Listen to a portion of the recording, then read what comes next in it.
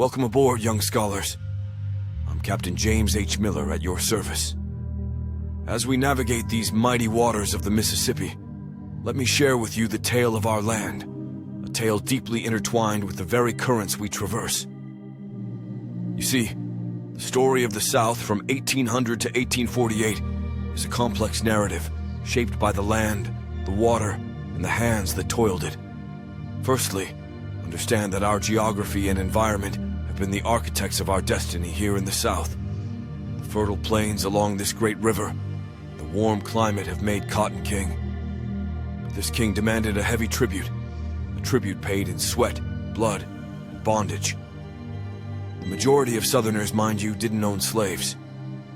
Yet our leaders, those with voices loud enough to echo through the halls of power, they declared slavery an integral thread in the fabric of Southern life.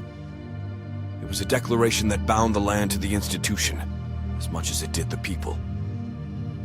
Now let me paint you a picture of the South's reliance on agriculture. Cotton, tobacco, sugar. These were not merely crops. They were the pillars upon which the Southern economy stood. And as these crops made their way down rivers like the one we're on, to ports and then across the ocean, they wove a distinctive identity for the South, one deeply rooted in the land and the labor that tilled it.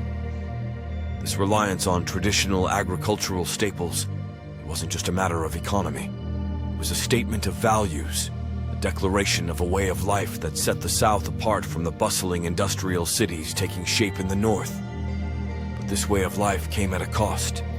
The land, as rich as it was, could only give so much.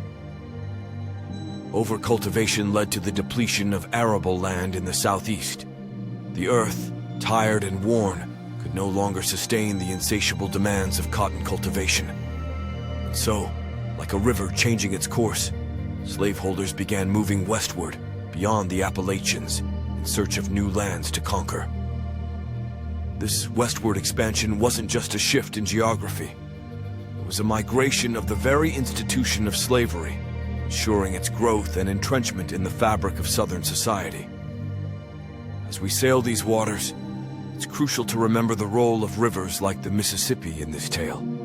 These rivers were the highways of the Antebellum South, arteries of trade and transport that fed the lifeblood of the Southern economy.